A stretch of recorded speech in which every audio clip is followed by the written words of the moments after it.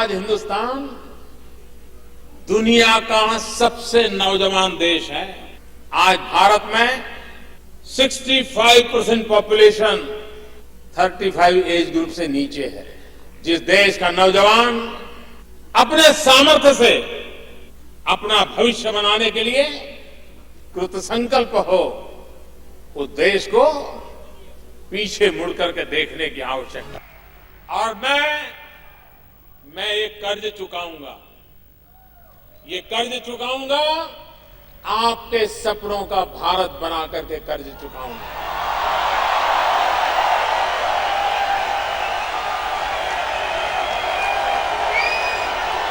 हम मिलकर के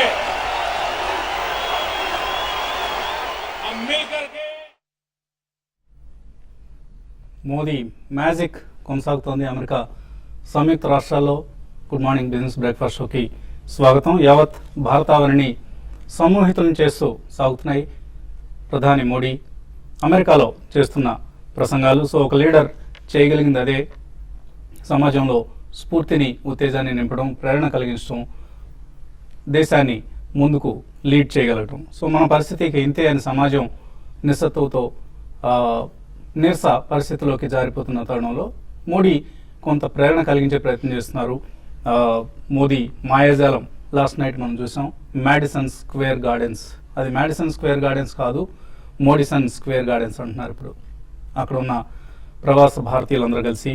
సో మన కొత్త ఆశలు చిగురుస్తున్నాయి అండ్ మన సమాజం కూడా ముందుకు సాగుతుంది. అవినీతి రహితంగా అభివృద్ధి పథంలో ఉన్న నమ్మకం ఇప్పుడిప్పుడే కలుగుతోంది. మేబీ రాబోయే రోజుల్లో మోడీ ప్రసంగాలు కార్యరూపంలోకి వస్తాయని, కార్యరూపం దాల్చాలని కోరుకుందాం. కొత్త భారతావనిని మనందరం చూడాలన్న మన ఆశలు ఆకాంక్షలు నెరవేరుతాయని ఆశిద్దాం. సో ఇదే పరిస్థితి కొనసాగితే ఇక స్టాక్ మార్కెట్స్ కూడా ఉత్సాహంతో గంతులు వేయడం ఖాయం. స్టాక్ మార్కెట్స్లో మనం పెట్టే ప్రతి పెట్టుబడి, ప్రతి రూపాయి ఇబ్బడి ముబ్బడిగా మనకు లాభాలను ఇవ్వడం కూడా అంతే ఖాయం. So let's all invest for the long term.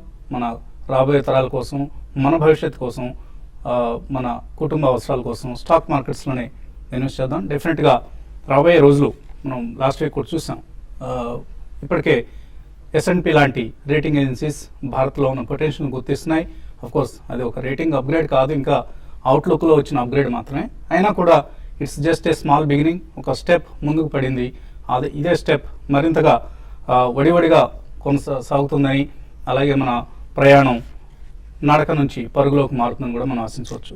So markets, world markets విషయానికి వస్తే ఏషియన్ మార్కెట్స్లో మిక్స్డ్ ట్రెండ్ కనిపిస్తుంది. ఎందుకంటే ఏషియన్ మార్కెట్స్లో కీలకమైన పరిణామాలు రెండు చోటు చూస్తున్నాయి. ఒకటి, హాంకాంగ్లో pro democracy rallies, pro democracy అంటే ప్రజాస్వామ్యం కావాలి మాకు అంటూ ఒక రైట్స్, కొద్దిగా ఆందోళనలు కొనసాగుతున్నాయి. అక్కడ పోలీసులకు ప్రొటెస్టర్స్కు మధ్య యుద్ధ వాతావరణం నెలకొంది. ఈ నేపథ్యంలో హాంకాంగ్ స్టాక్ మార్కెట్స్ ఈ ఉదయం నష్టాల్లో ట్రేడ్ అవుతున్నాయి. 2.2% నష్టపోయాయి.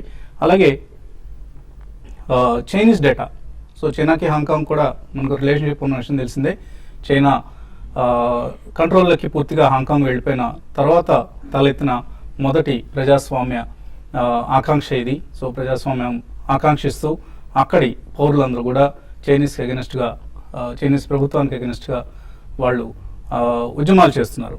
అదే నేపథ్యంలో చైనీస్ డేటా కూడా వీక్గా ఉంది. Chinese profits of top industrial companies data వెలువడింది. సో ఇది 0.6% తగ్గింది. సో స్లోడౌన్ ఇండికేట్ చేస్తుంది చైనీస్ ఎకానమీకి సంబంధించి. అంత ముందు నెలలో ఇది 13.5% పెరిగితే లాస్ట్ మంత్ 0.6% తగ్గింది. సో ఈ అంశం కూడా కొంత చైనీస్ హాంకాంగ్ హ్యాంగ్సెంగ్ ఇండిసెస్ను వెనక్కి తీసుకొస్తుంది, నష్టాల్లోకి నెడుతోంది. అండ్ మిగతా ఇండిసెస్లో కొంత స్ట్రెంత్ కనిపిస్తుంది. లాస్ట్ ఫ్రైడే యుఎస్ మార్కెట్స్ స్ట్రాంగ్గా క్లోజ్ అయ్యాయి. ఈ క్యూ ఆధారంగా మిగతా ఏషియన్ మార్కెట్స్ చెల్లిస్తున్నాయి. Q2 జీడిపి యుఎస్ ఎకానమీకి సంబంధించి చాలా రోబస్ట్గా రాబోతుంది. 4.6% పెరగబోతుంది Q2 జీడిపి యుఎస్ ఎకానమీకి సంబంధించి ఉన్న ఒక స్టాటిస్టిక్ వచ్చింది, డేటా ఎస్టిమేట్స్ వచ్చాయి. సో ఈ అంచనాలు యుఎస్ మార్కెట్స్ను ముందుకు నడిపించే లాస్ట్ ఫ్రైడే స్ట్రాంగ్గా క్లోజ్ అయ్యాయి. సో ఇండియన్ మార్కెట్స్ కూడా ఇదే క్యూస్ ఆధారంగా, అంటే గ్లోబల్ క్యూస్ మిక్స్డ్గా ఉన్న అంశాన్ని ఆధారంగా తీసుకొని ఈ ఉదయం ఓపెన్ కాబోతున్నాయి. ఎందుకంటే S&P రేటింగ్ సంబంధించిన రియాక్షన్ మనకు ఫ్రైడేనే వచ్చేసింది. ఇవాళ దాని ప్రభావం అంతగా ఉండకపోవచ్చు, ఎంతో కొంత ఉన్నా కూడా. అండ్ రావాల్సిన షార్ట్ కవరింగ్ ఫ్రైడే మనం చివరి గంట ట్రేడింగ్లో మనం చూసాం. ఈ వారం ఒక సంక్షిప్తమైన వారం, బ్రీఫ్ ట్రేడింగ్ వీక్ ఇది. ఎందుకంటే 3 ట్రేడింగ్ సెషన్స్ మాత్రం ఉన్నాయి. థర్స్డే, ఫ్రైడే ఈ వారంలో హాలిడేస్ రాబోతున్నాయి. అలాగే రేపు reserve bank of India monetary policy ఉంది. ఇవన్నీ కూడా మార్కెట్స్ గమనాన్ని నిర్దేశించబోతున్న అంశాలు. సో S&P ఇచ్చిన అవుట్లుక్ అప్గ్రేడ్కు మార్కెట్స్ కొద్దిగా స్పందించే అవకాశం కనిపిస్తుంది. And majority of the action అంతా కూడా, మోస్ట్ ఆఫ్ ది యాక్షన్ అంతా కూడా ఇండివిజువల్ స్టాక్స్లోనే ఉండబోతుంది. నిఫ్టీకి సంబంధించి 7800, 7850 ఈ లెవెల్ను నిలబెట్టుకోవడం ముఖ్యం. ఈ లెవెల్ కింద కనుక మనం ఒకవేళ వస్తే మాత్రం మరింతగా నిఫ్టీ పతనం కావడం స్పష్టంగా కనిపిస్తుంది టెక్నికల్గా. అండ్ లార్జ్ క్యాప్స్తో పాటు మిడ్ క్యాప్స్లో కూడా మనకు ఓరట కలిగించే అంశం క్వాలిటీ స్టాక్స్లో లోవర్ లెవెల్స్లో బయింగ్ వస్తుంది. FIS లాస్ట్ ఫ్రైడే నెట్ సెల్లర్స్గా ఉన్నారు, వాళ్ళు ఇంకా బయింగ్ మూడ్లోకి రావాల్సి ఉంది. అండ్ యుఎస్లో జీడిపి లాంటి అంశాలు వాళ్ళకి అక్కడి ఎకానమీ పట్ల, అక్కడ మార్కెట్స్ పట్ల నమ్మకం ఎక్కువ దృఢమైతే కొద్దిగా ఎమర్జింగ్ మార్కెట్ ఫ్లోస్ తగ్గే అవకాశం ఉంది, ఇంక్లూడింగ్ ఇండియన్ మార్కెట్స్. ఈ అంశాన్ని కూడా మనం దృష్టిలో ఉంచుకోవాలి. బట్ అక్టోబర్ సిరీస్ మనకు కొంచెం డిసప్పాయింటింగ్గా స్టార్ట్ అవుతుంది, కానీ మార్కెట్స్ బయింగ్ ఆపర్చునిటీస్ని చాలా ఇస్తుంటాయి. ఇటువంటి డిసప్పాయింటింగ్ మంత్స్, డిసప్పాయింటింగ్ సిరీస్ని మనం బయింగ్కి అనుకూలంగా మలుచుకోవాలి. ఇది మనం పదే అనుకుంటున్న విషయం. అండ్ క్వాలిటీ స్టాక్స్లో మాత్రమే ఇన్వెస్ట్మెంట్స్ కంటిన్యూ చేద్దాం. మార్కెట్స్ పరిస్థితి గురించి మాట్లాడేందుకు అనలిస్ట్ మనతో సిద్ధంగా ఉన్నారు.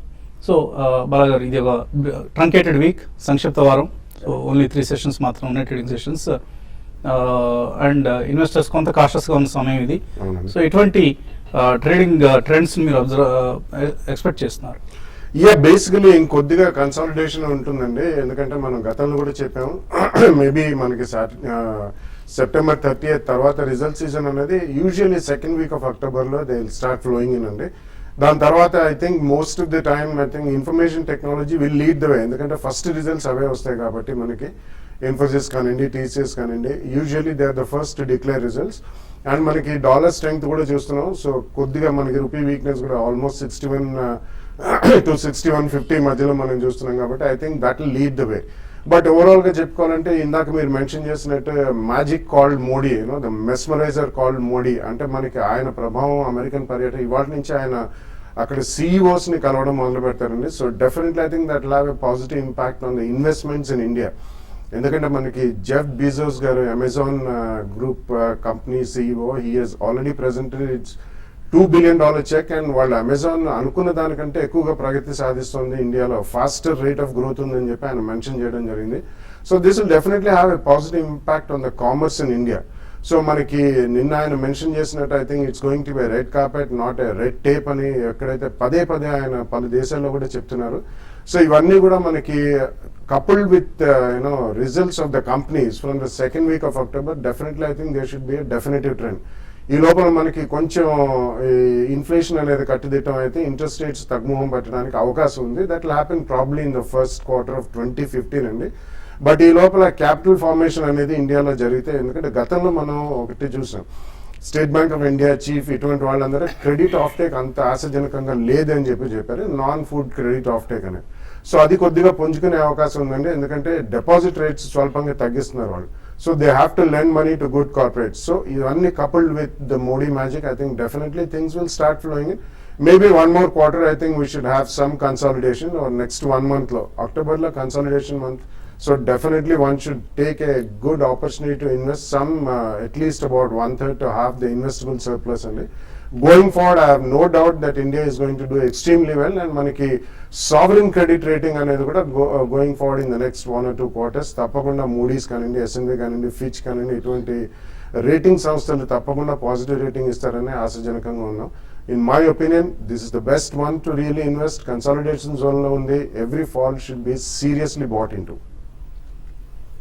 సో ఓపెనింగ్ వీక్గా ఉండే అవకాశం కనిపిస్తుంది. 7993 30 పాయింట్ల నష్టంతో కనిపిస్తుంది SGX నిఫ్టీ. సో వీక్ ఓపెనింగ్ను అండ్ రేపటి RBI క్రెడిట్ పాలసీని, అలాగే ట్రంకేటెడ్ వీక్, ఈ 3 ఫ్యాక్టర్స్ని దృష్టిలో పెట్టుకొని ట్రేడర్స్ ఎటువంటి పొజిషన్స్ తీసుకోవాలి? అంటే లాస్ట్ ట్రేడింగ్ సెషన్లో చూసామండి, ఒక బౌన్స్ బ్యాక్ లో నుంచి ఒక 100 points బౌన్స్ బ్యాక్ రావడం చూసాము.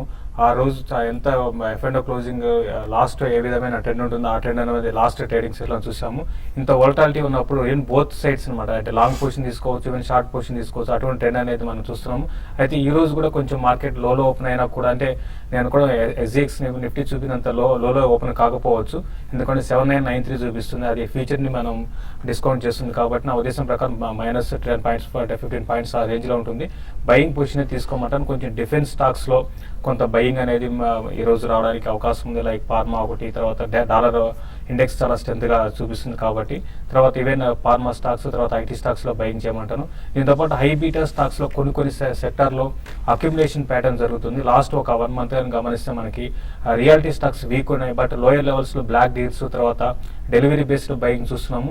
కాబట్టి reality stocks like IB real estate ఒకటి, ఈవెన్ HDL, DLF లాంటి స్టాక్స్ కూడా కరెంట్ లెవెల్స్ నుంచి పెరగడానికి అవకాశం ఉంది. ఎందుకంటే ఇంట్రెస్ట్ రేట్స్ ఇక్కడ నుంచి కొంచెం అంటే నెక్స్ట్ 2 to 3 months తగ్గే అవకాశం కూడా కనపడుతుంది. కాబట్టి లాంగ్ టర్మ్ ఇన్వెస్ట్మెంట్ చేసేవాళ్ళు ఈ సెక్టర్లో కొంత short term two long term కోసం ఇన్వెస్ట్ చేయమంటాను. బట్ ఓవరాల్ ట్రెండ్ పరంగా చూస్తే మాత్రం మార్కెట్ రేంజ్ బౌండ్ ఉండే అవకాశం ఉంది. మరి ముఖ్యంగా లాస్ట్ నైట్ మోడీ ఏదైతే మనం చూసామో యూఎస్లో ఇచ్చిన ప్రసంగం, దానికి మార్కెట్ ఈ రోజు కూడా పాజిటివ్గా రియాక్ట్ అయ్యే అవకాశం ఉంటుంది. Plus fresh investments like FDI నుంచి కూడా రావడానికి అవకాశం ఉంటుంది ఫ్యూచర్లో. కాబట్టి ఇవన్నీ దృష్టిలో పెట్టుకుంటే ఓవరాల్ ట్రెండ్ మాత్రం long term trend up trend ఉంటుంది. ఈవెన్ షార్ట్ టర్మ్ ట్రెండ్ మాత్రం రేంజ్ బౌండ్ ఉండే అవకాశం ఎక్కువ ఉందండి. And SIP systematic investment plan, ఈ ప్లాన్లో ఎప్పటికప్పుడు ఇన్వెస్ట్ చేయడానికి మనం పదే ఇన్వెస్టర్స్కు సజెస్ట్ చేసుకుంటాం. ఇవాళ బిజినెస్ లైన్లో దీనికి సంబంధించి ఒక అనాలిసిస్ ఇచ్చారు. The best funds to SIP on to SIP on అంటూ ఒక వ్యాసం వచ్చింది హిందూ బిజినెస్ లైన్లో. ఇందులో లార్జ్ క్యాప్ ఫండ్స్ ఎక్కువగా మనం పదే అడుగుతుంటారు ఏ స్కీమ్స్లో ఇన్వెస్ట్ చేయాలి అని. సో లార్జ్ క్యాప్ ఫండ్స్లో లాస్ట్ 5 yearsలో బెస్ట్ రిటర్న్స్ ఇచ్చాయి Birla Sun Life top 100, HDFC equity, ICICI top 100, అలాగే UTI equity and UTI opportunities fund. And mid and small cap ఫండ్స్లో కొద్దిగా హై రిస్క్తో కూడుకున్న స్కీమ్స్ ఇవి. వీటిలో Franklin India smaller companies, HDFC mid cap opportunities, ICICI prudential value discovery, ఈ స్కీమ్స్లో best returns వచ్చాయి. అలాగే మల్టీ క్యాప్ ఫండ్స్లో ఇందులో కూడా హై రిస్క్ ఉంటుంది, అంశాన్ని కూడా దృష్టిలో ఉంచుకోవాలి. Franklin India flexi cap, Mirae asset India opportunities and Reliance equity opportunities. ఒక చిన్న ఎగ్జాంపుల్ ఏంటంటే పాయింట్ టు పాయింట్ రిటర్న్కి SIPకి అంటే ఒకటేసారి లంసమ్గా ఇన్వెస్ట్ చేసిన వాళ్ళకి, లేదు నెల డిసిప్లిన్గా ఇన్వెస్ట్ చేసిన వాళ్ళకి ఉండే తేడా ఏంటంటే, మనకు BSL బిర్లా సన్ లైఫ్ ఇందాక మనం అనుకున్న one of the best schemes, top 100 స్కీమ్ని తీసుకుంటే point to point return last 5 years back సెప్టెంబర్లో ఇన్వెస్ట్ చేసిన వాళ్ళకి ఇప్పటి సెప్టెంబర్కి ఈ 5 ఏళ్లలో వాళ్ళకి వచ్చిన రిటర్న్ 14.8%, ఏడాదికి సుమారుగా 15% రిటర్న్ వచ్చింది. వేరాజ్ టాప్ 100లో SIP చేసిన వాళ్ళకి, అదే స్కీమ్లో SIP పద్ధతులు చేసిన వాళ్ళకి 20% రిటర్న్ వచ్చింది. So there is a difference of 5% return per annum. సో SIPలో ఉన్న బ్యూటీ ఇదే.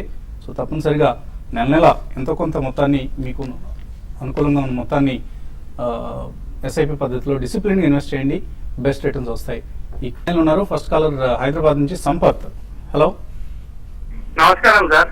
నమస్తే అండి, అడగండి సార్. JP అసోసియేట్స్ 50+ లా స్టాక్ హోల్డ్ చేసాం 1000 shares. అది మళ్ళీ ఆ ప్రైస్ ఎక్స్పెక్ట్ చేయొచ్చా ఈ మధ్య కాలంలో?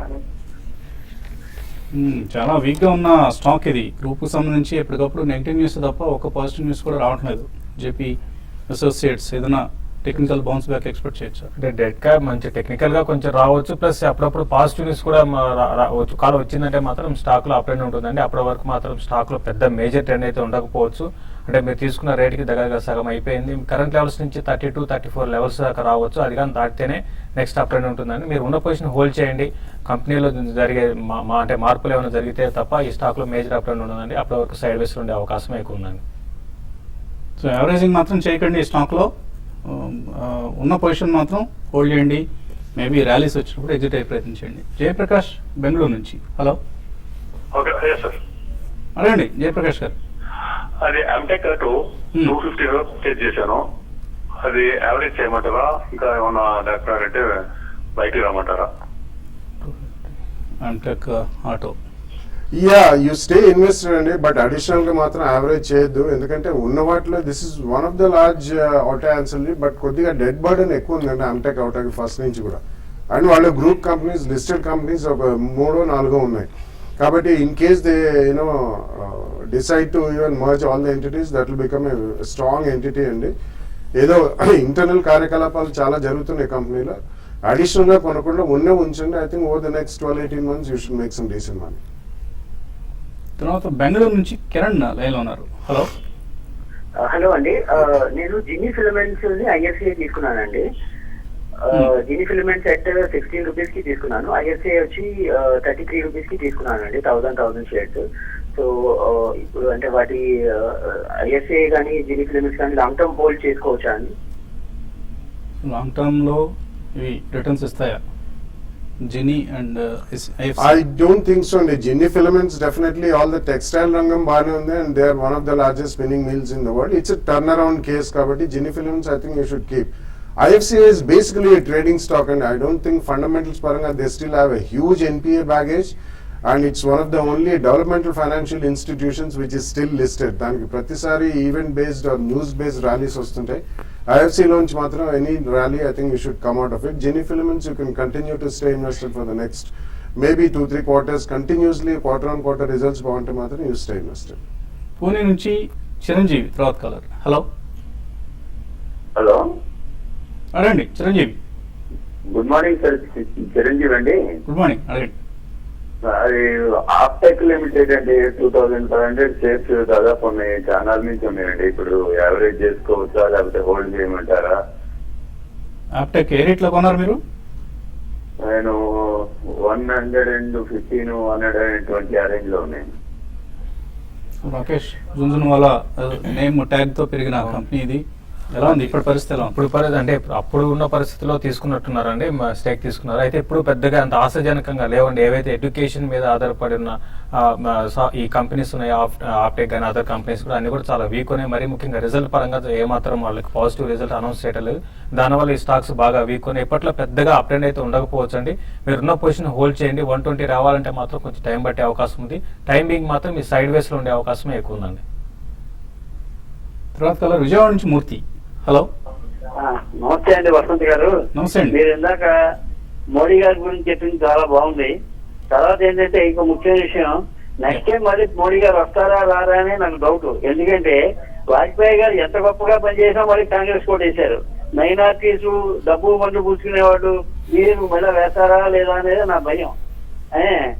మరి మన పరిస్థితి ఎలా ఉంటుందో నాకు తెలియదు. మన దేశం బాగుపడాలంటే మళ్ళీ మోడీ గారు రావాల్సిందే.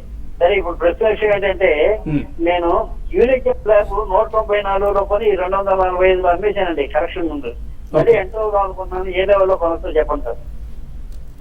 యూనికెమ్ ల్యాబ్స్ చూడండి, యూనికెమ్ ల్యాబ్స్ మీరు కరెంట్ లెవెల్స్ లో మీరు బై చేసుకోవచ్చు అండి. ఇది రీసెంట్ గా చూస్తే లాస్ట్ క్వార్టర్ రిజల్ట్ సరిగా లేదండి. దానివల్ల మిగతా స్టాక్స్ తో కంపేర్ చేసుకుంటే కొంత కరెక్ట్ అయింది. పరిస్థితుల్లో ఈ స్టాక్ కరెంట్ లెవెల్స్ లో మీరు ఇన్వెస్ట్ చేసుకోమని చెప్తానండి. అలాగే ఇంకా చాలా సమయం ఉందండి. మనం ఇప్పుడే ఈ మధ్య కదా వచ్చారు, 100 రోజులు కూడా పూర్తి కాలేదు. నెక్స్ట్ టైం గురించి ఇప్పటి నుంచి ఆందోళన చెందవద్దు. మెయిల్స్ కూడా మనకు అందాయి. బలుసు రఘురామయ్య మెయిల్ పంపించారు. కోర్స్ మన ప్రోగ్రామ్ గురించి ఆయన బాగుందని అభినందిస్తూ, అలాగే క్యాపిటల్ రీజియన్ విజయవాడ, గుంటూరు, తెనాలి రీజియన్లో poor farmers loan waiver scheme ఇటువంటివన్నీ కూడా వీటన్నిటి మీద కూడా ప్రోగ్రామ్స్ నిర్వహించమంటున్నారు. ఓకే అండి, సాధ్యమైనంత వరకు చేసే ప్రయత్నం చేద్దాం. మన మార్కెట్స్ ప్రోగ్రామ్ కాబట్టి ఇందులో వాటికి స్కోప్ ఉండదండి. అండ్ కేఎస్ మూర్తి అడుగుతున్నారు, ఎన్సిసి షేర్లు ఎగ్జిస్టింగ్ షేర్ హోల్డర్స్ను రైట్స్ ఇష్యూకి అప్లై చేయమంటారా? దే షుడ్ అప్లై అండి. ఎందుకంటే అది ఎక్స్ రైట్స్ కూడా కోట్ అవుతుంది. అప్లై చేసి ఎక్కడైనా ట్రేడింగ్ బౌన్సెస్ వచ్చినప్పుడు డెఫినెట్లీ మీ యావరేజ్ కాస్ట్ తక్కువ అవుతుంది కాబట్టి కొద్దిగా బయటికి రావడానికి ప్రయత్నించి, but definitely one should apply for the rights issue. తప్పకుండా అప్లై చేయండి. అండ్ ఎన్సిసి ఇప్పుడిప్పుడే కష్టాలు వచ్చి బయటపడుతున్న వార్తలు వస్తున్నాయి. మేబీ అడిషనల్ రైట్స్ ఎక్కువ షేర్లకు కూడా మీరు అప్లై చేయండి, ఒకవేళ వస్తే మంచిదే. Bodal chemicals and Moser Bayer ఈ రెండు ఈ రేట్లో 2 years కోసం తీసుకోవచ్చా? సురేష్ కుమార్ అడుగుతున్నారు. Moser Baer definitely I don't think so అండి. ఎందుకంటే వాళ్ళు completely they started as a CD manufacturing, DVD to now సోలార్లో definitely they need a lot of capital to really go forward with growth. Number 1. Number 2, వాళ్ళకి చాలా last date ఉంది కాబట్టి I don't think you should really buy. It's more of a trading and speculative script. rather than good investment. Bodal Chemicals, I think last continuously about 10-15 trading sessions నుంచి lower circuit లో ఉందండి. ఎందుకంటే వాళ్ళు తయారు చేసే dyestuffs and dyestuff intermediates pricing అనేది last 1 or 2 months లో కొద్దిగా పడ్డది. But just wait for maybe another ఈ క్వార్టర్ రిజల్ట్స్ కూడా నెక్స్ట్ 10-15 days లో వస్తాయి. అక్కడ ప్రైస్ స్టెబిలిటీ వచ్చిన తర్వాత I think you can definitely buy అండి, because next 1 or 2 years definitely all these companies will have decent business. Manoj Reddy Guntur నుంచి అడుగుతున్నారు, ఎస్బీఐ, ఇన్ఫోసిస్ టెక్నాలజీస్ వీటిలో ట్రేడింగ్ చేద్దాం అనుకుంటున్నారు, ఎటువంటి లెవెల్స్ ఇండికేట్ చేస్తారు? ఇప్పుడు ఎస్బీఐ అయితే లాస్ట్ సిరీస్ లో చాలా వోలటాలిటీ ఉందండి. 2340 దగ్గర సపోర్ట్ ఉంటుంది. అట్ ద సేమ్ టైం 2460 దగ్గర దీనికి రెసిస్టెన్స్ ఉంటుంది. కాబట్టి ఈ లెవెల్ ఉంటుంది. బట్ ఈ రోజు కొంచెం వీక్ ఉన్నా కూడా మళ్ళీ స్టాక్ లో ఒక అప్ అండ్ రావచ్చు. రేపు రేట్ పాలసీ ఉంది కాబట్టి 2460 దాటితేనే మళ్ళీ మేజర్ అప్ అండ్ ఉంటుందండి ఎస్బీఐలో. ఇన్ఫాక్ట్ S&P అవుట్లుక్ స్టేబుల్ గా ఇచ్చిన రేటింగ్ ప్రభావం కూడా ఇవాళ ఓపెనింగ్ లో ఎస్బీఐ షేర్ మీద ఉండే అవకాశం ఉంది. జాగ్రత్తగా ఉండండి స్టాక్ లో. లోకేష్ కుమార్, ఇన్ఫోసిస్ గురించి అడిగారండి. ఇన్ఫోసిస్ ఈ రోజు పెరగడానికి అవకాశం ఉందండి. రిజల్ట్ కూడా 11th ఉంటుంది కాబట్టి. బట్ 2640 అనేది 2620 సపోర్ట్ ఉంటుంది. 2720 రెసిస్టెన్స్ ఉంటుందండి. లోకేష్ కుమార్ అడుగుతున్నారు, ఇంద్రప్రస్థ మెడికల్ కార్పొరేషన్ తీసుకోవచ్చా ఇక్కడ? ఇప్పుడు ఇంద్రప్రస్థ మెడికల్ డెఫినెట్ గా బై చేయొచ్చు అండి. మనకి హాస్పిటాలిటీలో ఇండియాలో ఉన్న హాస్పిటల్ చాలా లేటెస్ట్ టెక్నాలజీతో ఉన్న హాస్పిటల్ అంటే డెఫినెట్ గా బై చేసుకోవచ్చు. సో మీరు ఇందాక చెప్పింది ఇన్ఫోసిస్, టీసీఎస్ చెప్పారు? నేను ఇన్ఫోసిస్ చెప్పానండి. 26 అంటున్నారు మీరు? 36 అండి. అండ్ క్యాష్ మార్కెట్లో ఎఫ్ఐఎస్ షార్ట్ సెల్ చేస్తారా? యోగి సంతోష్ అడుగుతున్నారు. క్యాష్ మార్కెట్ వాళ్ళకి అవకాశం లేదండి, షార్ట్ సెల్ చేసే అవకాశం లేదు. F&O డెఫినెట్ గా చేసుకోవచ్చు, ఆప్షన్స్ కూడా తీసుకోవచ్చు అండి. మోనత్ ఇస్పాత్, నైవెల్ లిగ్నైట్, కేఈసీ, టోరెంట్ పవర్ ఇవన్నీ తీసుకుందాం అనుకుంటున్నారు. వెంకట్ తీసుకోవచ్చా? I don't think so అండి. అంటే కొన్ని maybe 1 or 2 counters like you can try అండి. But Neyveli lignite it's a disinvestment candidate and Monnet Ispat is a metal story అండి. మధ్యలో కొద్దిగా కార్పొరేట్ గవర్నెన్స్ ఇష్యూస్ వచ్చాయి. I think there are better options in mid-cap IT and pharmaceuticals and maybe auto ancillary. ఇంకా అసంఖ్యాకంగా mails మిగిలిపోయాయి, కానీ సమయం కూడా మించిపోయింది. ఇది వాటి బిజినెస్ బ్రేక్ఫాస్ట్. మధ్యాహ్నం 1:30 స్మార్ట్ ఇన్వెస్ట్లో మళ్ళీ కలుద్దాం.